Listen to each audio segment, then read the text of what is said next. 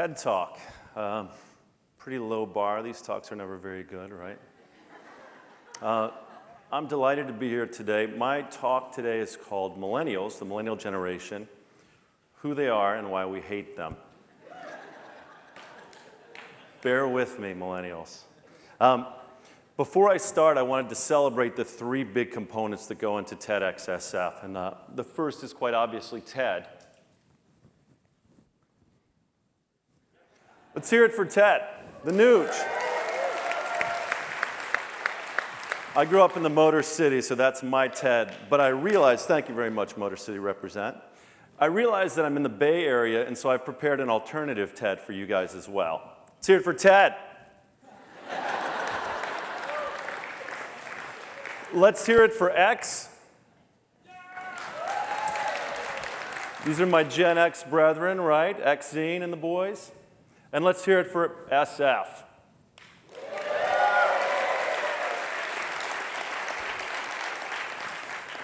I'm a Cubs fan, so I really, really hate you guys right about now.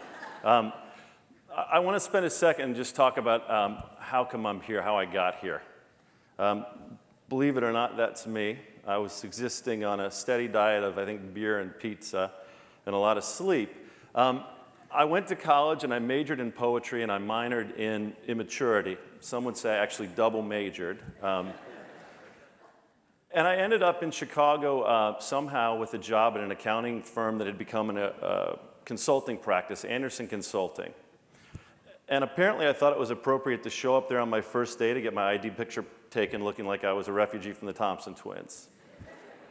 Nevertheless, I was doing pretty well, actually. I had a lot of energy and zeal for the job, and I marched into one of my early performance reviews, and I was told that my performance was strong, but that my appearance was a problem. My boss actually told me that my haircut looked as if an animal had crawled on top of my head and died. My mom had been telling me pretty much the same thing for a long time, was delighted with that performance review, but I was upset. I thought I looked awesome. And I didn't understand why this older boss of mine was making such a big deal about my haircut.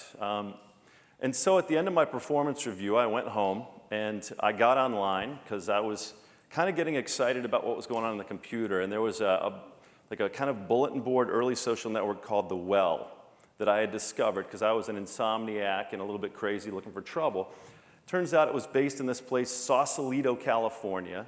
And there were a lot of nutso people on it, right? So I marched into the Gen X conference, which is where I hung out, in text, in picospan, and I typed in how mad I was about my boss commenting on my hair. At this time, the Well was crawling with people like David Crosby and Mitch Kapoor, and it was also crawling with all these reporters that were sniffing around for stories, and I somehow became a story. Before I knew it, telling the story of my problematic haircut, I was interviewed by Time magazine, by USA Today, and by Forbes and Fortune. And I was quoted and even called a leading voice of Gen X. As a Gen Xer, I was like, whatever.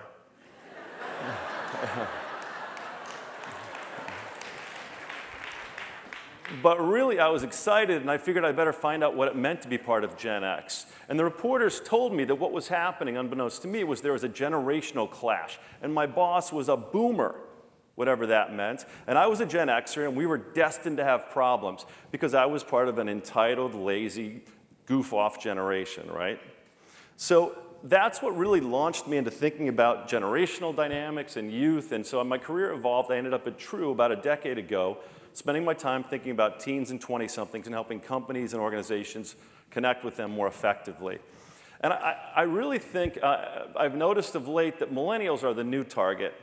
Millennials, you are entitled and lazy and just not fit to live, right? Why does this keep happening? Why are you guys getting labeled the same way that Gen X did? I think there are three big reasons, and I want to share them with you today. And the first reason is because millennials are different from us, Gen Xers, aren't they? And in fact, every generation is different from the preceding generation. Say what you will about generational theory, but part of it is just defining the differences between the generations. Let's look at how they're different from us if we can. Gen Xers in the house, born 1960 to 1980, please represent. Millennials, 1980 to 2000. Wow. All right, and baby boomers and like silent and that stuff, just pick a side, okay? This is about us. Look at the differences between these two generations. My clients that I go and speak with, quite often the management and the people developing the products are all these Gen Xers trying to figure out how to manage the millennials. And I keep looking up because my confidence monitor is going off and on, which is not good for my confidence. But the millennials, on the other hand, so leaning back slacker, Spicoli types in Gen X are counterbalanced by leaning forward engaged types. Down front, millennials smiling, you're with me, right? Gen X, even though you're my brothers, you think I'm a big goofball and you're cynical, right? Gen X, cliquish and judgmental, giving rise to brands like Abercrombie and Fitch, which sort of tell you there's 4 or 5 kids that know how to dress. They're going to build a secret clubhouse in the mall, and if you want to get past the front door, you can join. But millennials, on the other hand, are more inclusive and tolerant, diversity positive, electing Barack Obama, and actually giving wind to the wings of American Eagle, which is for everyone, hanging out together at the high school football game, a big tent brand, right? Millennials. Gen X, anti-corporate. Adbusters magazine, World Trade Organization protests wearing black masks, the Truth Anti-Smoking campaign, which says, look at big tobacco, they're the enemy. But millennials, commerce and conscience delivered together. Big companies may have created the problems, but they're best positioned to solve them. After all, when I go to Starbucks and buy an Ethos water, I don't just refresh my thirst, but I actually help villagers that don't have clean water. Commerce lubricated by conscience. Toms, 1 for 1, working wonderfully. I can go out there and participate as a consumer and be a do-gooder at the same time. Even Lululemon yoga pants. Right, what's awesome about Lululemon pants? They make your butt look fantastic. You don't have to take my word for it. They also have a manifesto behind the register about embracing life, right? Commerce and conscience together. Gen X, our parents were authority figures setting boundaries and limits and giving us a curfew. But millennials are the generation raised by the Lohans and the Osbournes and the Simpsons. We have a panel of millennials online on Facebook, and we asked them, give us a description of your parents, and one young woman said, my parents are cheerleaders, pushing me to be my very best. Gen Xers, does that sound like our parents? No. Gen Xers, we had mass media, right? We had the sweat hogs. We knew all their names and the catchphrases. When Tom Bosley passed away a few months ago, we mourned the passing of Mr. C. Mr. C. Mr. Cunningham from Happy Days is no longer with us. We've shot emails around, and we remembered the great moments from that show. Millennials have what they want, how they want, when they want, where they got Tosh and the Sci-Fi Network and DVDs of the original Skins because they're too cool to watch the one here on MTV. Which leads me to, I think, another reason that we hate millennials. Not just that they're different from us. Gen X, I'm sad to say it, I think we're jealous of them. This jealousy has always been around. In fact, so I'm showing you here a question we ask in a big syndicated study every year, and that's, what's the perfect age? And you'll see my 12-year-olds tell me it's about 17. They want to add 5 years. They want to be about 17. And you'll also note that I want to be older until I don't anymore. So you've got a classic tenet of youth marketing, age aspiration, which then turns into reverse aspiration as you cross the threshold of about 21. It's indicative of why Abercrombie's models are all about 21 3/4, and why a store like Forever 21 is just killing it right now, right? Gen X, this magic moment in between dependence and independence, all the good things and the bad things lasted for us about a year. 21 to 22, we graduate from college, and all of a sudden it's up to us. Here's another reason we hate and are jealous of millennials. They seem to have discovered a way to extend that magic point. Did you guys see this article in the New York Times last August? What is it with these 20-somethings? Your parents forwarded it to you probably because they figured out what's wrong with you. Centerpiece of the article, Jeffrey Arnett, a sociologist, says, hey, we invented adolescence around the turn of the century, right? First there was kids and adults. Then we said, what about that point of sexual maturation where people act crazy? Let's call that adolescence. Arnett says, I got a new one. Adolescence, adults, how about emerging adults? Emerging adulthood. That sounds good to me as a Gen Xer. I had emerging adulthood. It was the 6-week backpacking trip I had before I had to start my job and people started asking questions. In your 20s, for quite a long time now, people are trying to clear 5 significant hurdles, and you guys see them there. Finishing school, leaving home, becoming financially independent, getting married or finding a significant partner, and having a child. The timetable has changed significantly. Arnett points out that in 1960, 3/4 of women and 2/3 of men had cleared all 5 of these milestones. You can imagine it felt like everyone was doing it. In our data now, in 2010, 1 out of 10.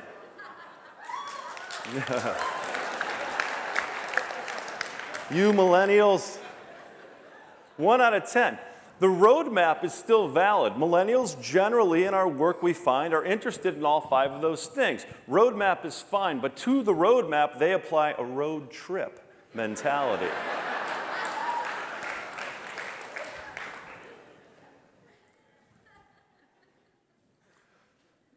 Another reason that we're jealous of these millennials is they've figured out unbelievable ways to surmount the key challenges of adolescence. I want you guys, and I promise you this will be fun, I want you to put yourself in your adolescent head. I'm going to say be about 14. I want you to put yourself in your 14-year-old head, and I want you to think about where you were. Where'd you live? You guys didn't all live in the Bay Area back then. Some of you guys came from the middle of the country, the other side. I remember being 14 so clearly. I think it's one of the reasons I love my job. At 14, I lived in Hamilton, Ohio, a town where nothing was going on. My best friend lived across town. We would march from his side of town to my side of town and meet on a bus bench and sit there and stare and watch everything go past us because our most profound question was, where is everyone and what are they doing? We knew they were doing cooler stuff than us if we could just find them. Millennials don't have this problem. They know where everybody is. They're at TEDxSF right now. I can see them. They've checked in. I've got pictures and video. I don't feel left out. Isolation is being killed. We're jealous of that. The next overwhelming question of my 14-year-old head that I bet you shared was, how can I connect with people like me? I had my one friend, Rob. It's kind of tenuous having just one friend. I need more. So I am drawing on my notebook in school every day. I loved punk rock in Ohio, which was not a way to make friends, little did I know. But I was drawing the Black Flag 4-bar logo on the front of my notebook. I was mail ordering out of Skateboarder magazine all these t-shirts. I was trying to send signals, please, if there's anybody out there. Go to soccer practice, maybe somebody on the soccer team, right? But I couldn't, when I saw somebody that looked like a viable candidate for friendship, make a friend request. Would you be my friend? Guaranteed no. Out. These guys can look around, check your pictures out, see who you're friends with, and then explicitly ask and be answered immediately. And on average, our panelists tell us that they have 200 friends on Facebook. And our leading panelists, those trend-forward early adopters, have 900 or 1,000 friends now. Good for millennials. And the next, so the next overwhelming question might be the most important, and that question is the one that you feel most profoundly at 14 and 15 and 16 every day.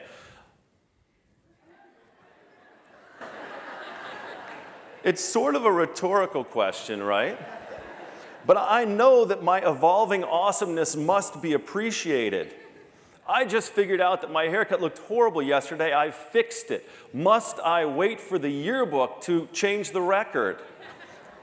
My parents told me country music was cool, but I just discovered ska punk. Can I please quote a ska punk song in the yearbook? Yes, next year you can. Millennials, up to the minute, can curate themselves and reveal their evolving awesomeness to everyone. They've solved a huge problem.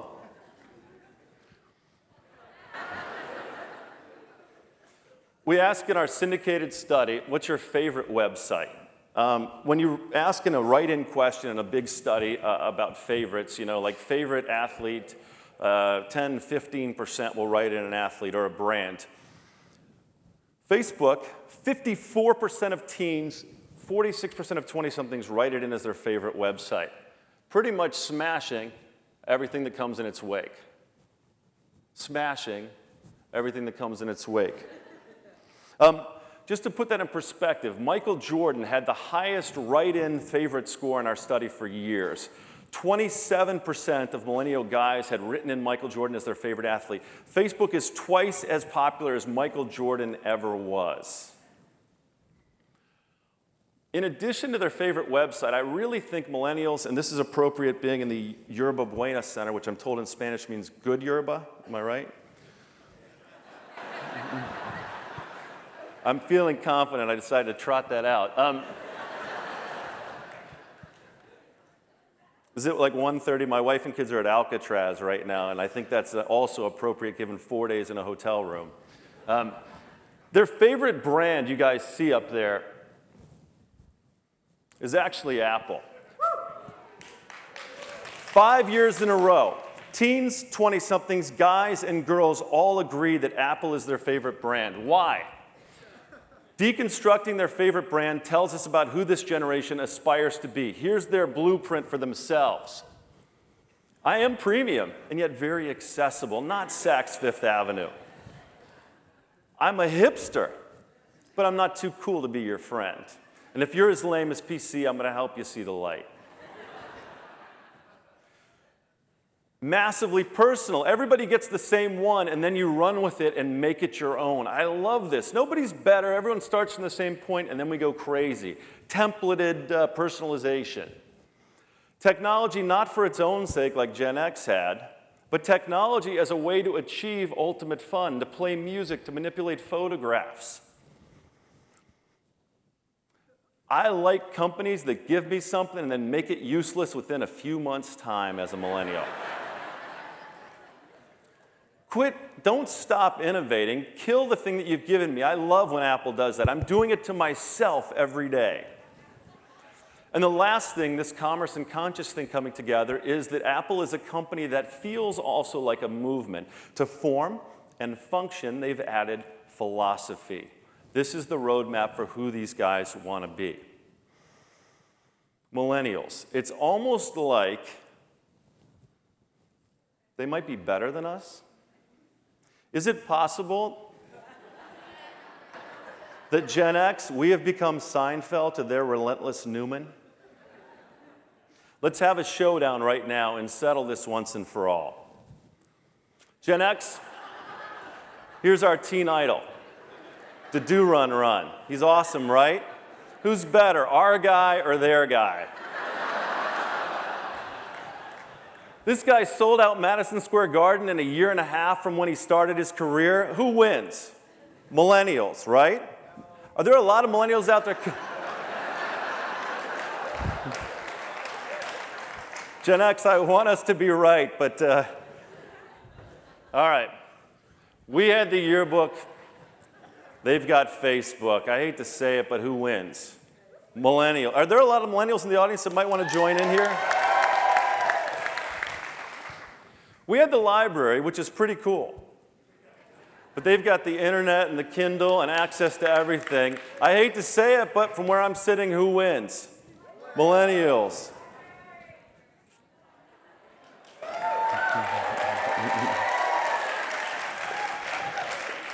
We had cliques that could keep out the bad people unless we got thrown into detention together and we had a moment of revelation that we were all okay. Cliques are awesome, right, Gen X? That was our thing. These guys have inclusiveness. Is inclusiveness better than cliquishness? I think it is. Who wins? Millennials. Back to school shopping at a discount. We had Kmart, 55,000 square feet of crap. Millennials have Target, where they get more for less from designers. We had Sucky, they have Savvy. Gen X, we had work-life balance, right? We would work and then we would play, and never the twain should cross as long as we kept it equal. Work hard, play hard is what they told us at Anderson Consulting. How lame. Millennials, you've got work-life integration. There's no difference, right? I can wear my headphones at work because I'm on my iPhone in bed with my boss at night. Work-life integration.